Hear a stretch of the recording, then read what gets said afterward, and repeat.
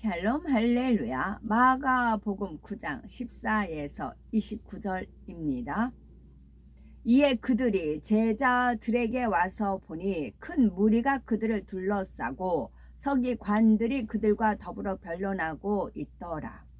온 무리가 곧 예수를 보고 매우 놀라며 달려와 문안하거늘 예수께서 물으시되 너희가 무엇을 그들과 변론하느냐. 무리 중에 하나가 대답하되 선생님, 말 못하게 귀신 들린 내 아들을 선생님께 데려왔나이다. 귀신이 어디서든지 그를 잡으면 거꾸러져 거품을 흘리며 이를 갈며 그리고 파리에 지는지라. 내가 선생님의 제자들에게 내쫓아 달라 하였으나 그들이 능히 하지 못하더이다.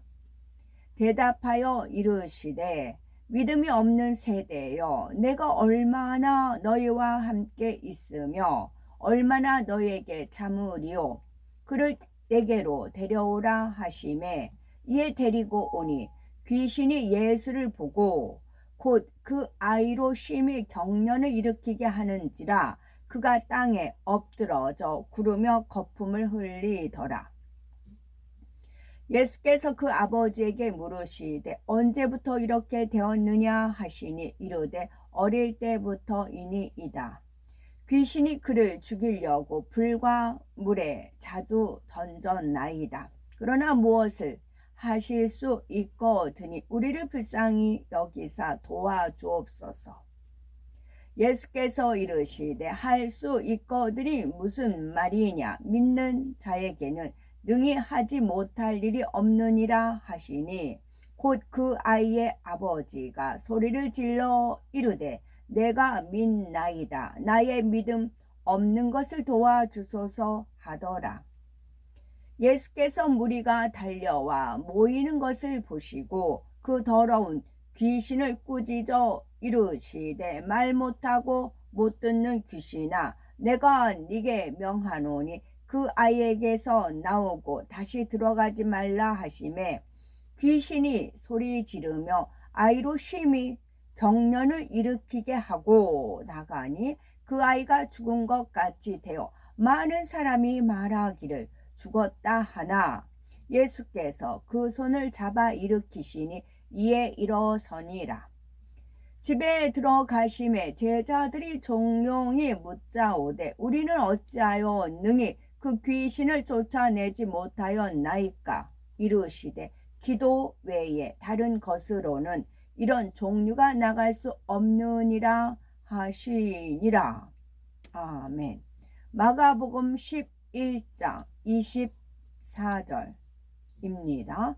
그러므로 내가 너희에게 말하노니 무엇이든지 기도하고 구하는 것은 받은 줄로 믿으라. 그리하면 너희에게 그대로 되리라.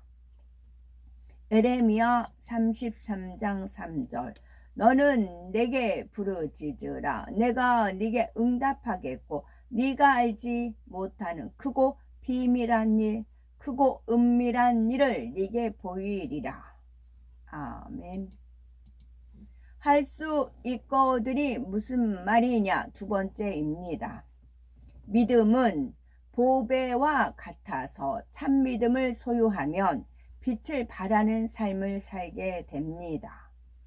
하나님께서 아무것도 없는 무에서 유를 창조하시는 분임을 믿는다면 어떠한 난관이 부딪힌다 해도 긍정적인 믿음의 고백을 할 수 있습니다.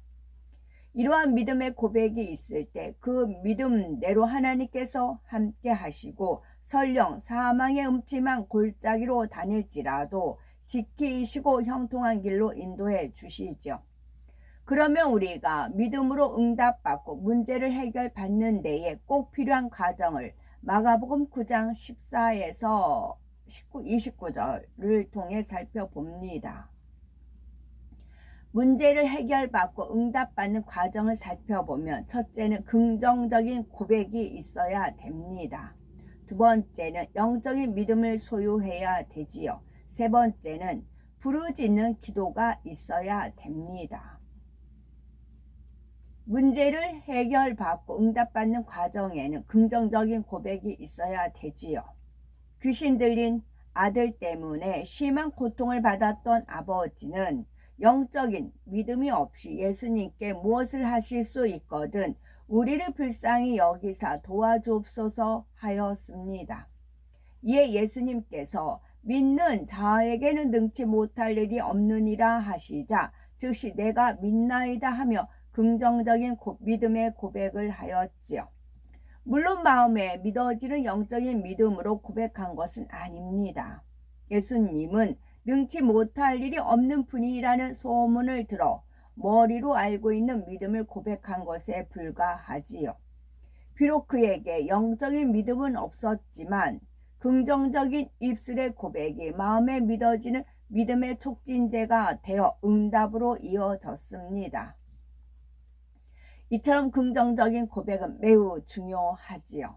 진정한 믿음의 고백은 설령 지금 당장 이루어지지 않는다 해도 이미 이루어진 줄로 믿고 하는 것이기에 하나님께서 그대로 이루어 주십니다. 또 믿음의 고백을 한 사람은 그것을 이루기 위해서 자기 편에서도 끊임없이 기도하며 행하기 때문에 결국 믿음대로 이루어지지요. 긍정적인 마음과 생각으로 기도하며 믿음의 고백을 하면 하나님께서는 놀랍게 역사해 주십니다. 두 번째는 영적인 믿음을 소유해야지요. 아이의 아버지는 마음에 믿어지는 영적인 믿음을 갈망하며 나의 믿음 없는 것을 도와주소서라고 부르짖었습니다. 앞서 믿나이다 고백했지만 중심에서 믿지는 않았기에 믿음 없음을 도와달라고 간청한 것이지요. 지식적인 믿음은 하나님의 말씀을 듣고 아는 만큼 스스로 가질 수 있지만 마음에 믿어지는 영적인 믿음은 하나님께서 주셔야 합니다. 하나님 말씀을 지켜 순종하는 만큼 마음의 성결을 이루게 되며 하나님은 그런 사람에게 마음에 믿어지는 참 믿음을 주십니다. 아이의 아버지는 이러한 영적인 믿음을 갖기 위해 예수님께 믿음 없는 것을 도와달라 했지요. 그의 진실된 성품, 마음을 다한 간구와 행함을 보신 예수님께서는 믿어지는 믿음을 주십니다. 이렇게 영적인 믿음이 주어지니 그 믿음대로 응답받을 수 있었지요. 예수님께서 더러운 귀신을 꾸짖으며 아이에게서 나오라 하시니 귀신이 소리 지르며 나갔습니다. 세 번째는 부르짖는 기도가 있어야 합니다. 하나님은 너는 내게 부르짖으라 내가 네게 응답하겠고 네가 알지 못하는 크고 비밀한 일을 네게 보이리라 약속하셨습니다. 정말 그러시더라고요. 부르짖어 기도했더니 응답해 주시고 또 제가 알지 못하는 각자 또 다 각자입니다. 알지 못하는 크고 비밀한 일을 보여주시더라고요. 누구나 그렇습니다. 성경을 보면 구약의 선지자들도 예수님도 신약의 사도들도 부르짖어 기도하여 문제를 해결받았습니다.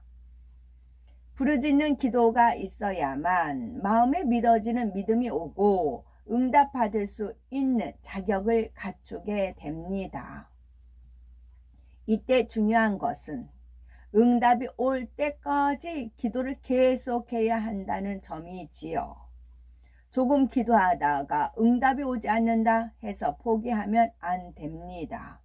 마가복음 11장 24절에 무엇이든지 기도하고 구하는 것은 받은 줄로 믿으라.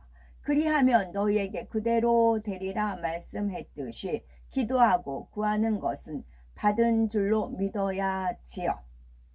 이러한 믿음을 가지면 설령 응답이 좀 더디 온다 해도 실망하지 않으며 응답될 때까지 변함없는 믿음으로 기도합니다. 하나님께서는 그 믿음과 정성을 보고 반드시 응답해 주시지요. 귀신 들린 아이의 아버지는 포기하지 않고 끝까지 부르짖었기에 응답받을 수 있었습니다. 이처럼 아는 데서 그치는 지식적인 믿음이 아니라 중심에서 믿는 영적인 믿음을 소유하고 긍정적인 고백과 부르짖는 기도를 할 때 응답받을 수 있습니다.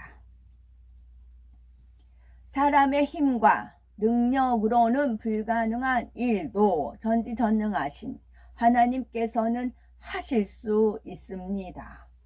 불치병이나 가정, 직장, 사업터의 어떤 문제라 할지라도 하나님께서는 완벽하게 해결해 주십니다.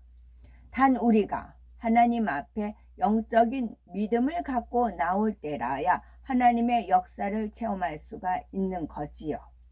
성경을 보면 믿음의 선진들은 사람으로서는 할 수 없는 놀라운 일들을 수없이 행했습니다. 그런데 이는 성경 속에서만 볼 수 있는 것이 아니지요. 오늘날에도 하나님의 역사는 우리 삶 속에 끊임없이 나타납니다.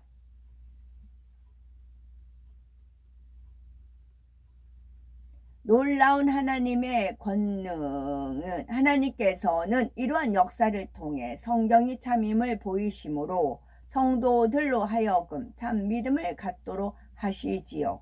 그러므로 불가능이 없는 하나님을 온전히 믿음으로써 삶 속에서 하나님의 권능을 항상 체험하며 영광 돌려 나가시는 복되고 아름답고 보배로운 우리 모두가 되어야 되겠습니다. 아멘. 긍정적인 입술의 말은 삶을 변화시킵니다. 사람의 뇌에 있는 언어 중추신경은 우리 몸의 모든 신경을 지배한다고 하지요.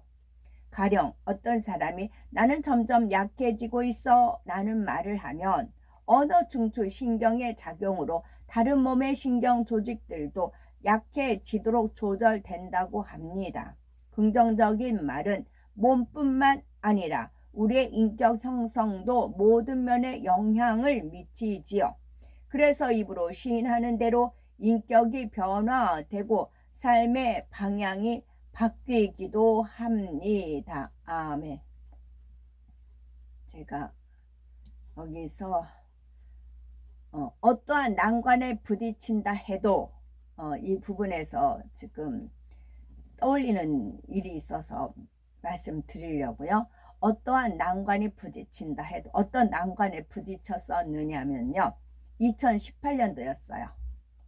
우리 아들 머스매랑 이제 파리 프랑스 갔어요. 그래서 전철을 타려고 둘이 기다렸는데 주변에 사람이 없었어요.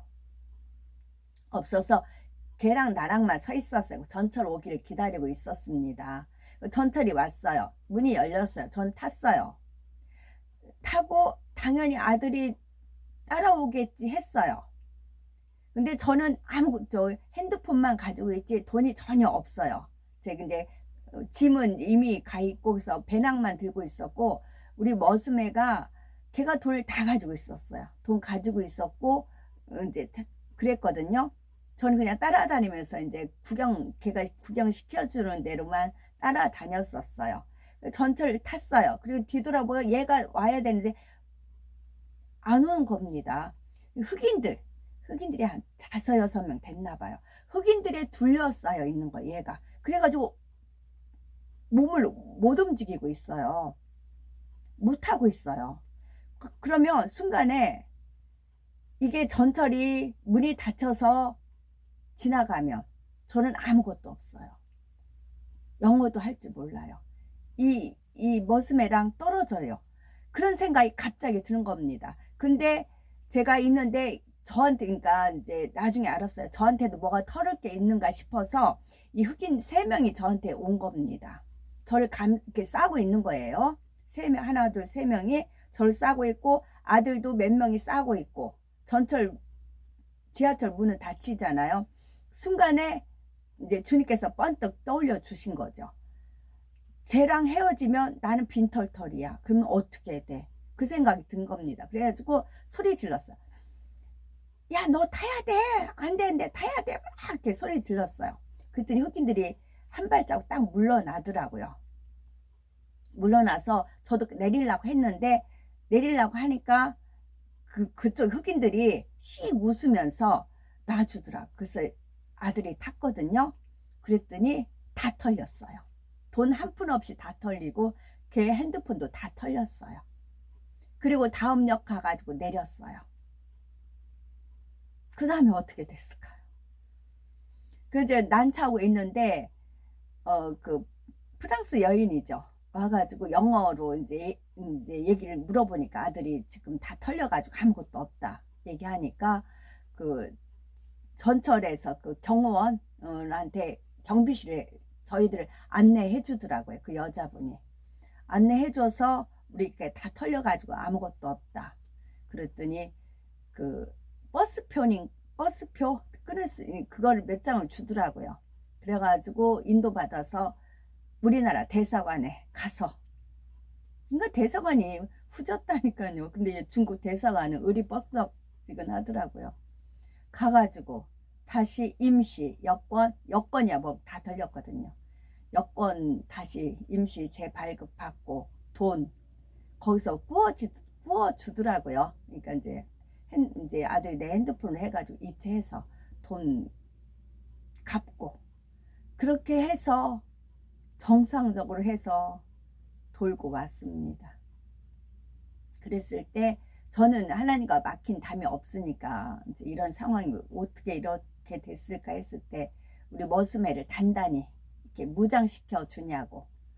걔도 이제 뭐든지 이렇게 믿는 그런 게 있으니까 그래서 뭐 어디 여행 갈 때면 여기저기 돈을 이렇게 분산해서 이렇게 챙긴다거나 이렇게 조심성 있게끔 하는 훈련이 되어졌지요. 정말 어떻게 생각하면 아찔해요. 근데 저는 그 상황에서 이것도 어떤 일일까, 무슨 일일까, 무슨 섭니까 그런 생각이 든 거죠. 여기서 어떠한 난관이 부딪힌다 해도 하나님을 의뢰하면 하나님이 도와주십니다. 아멘.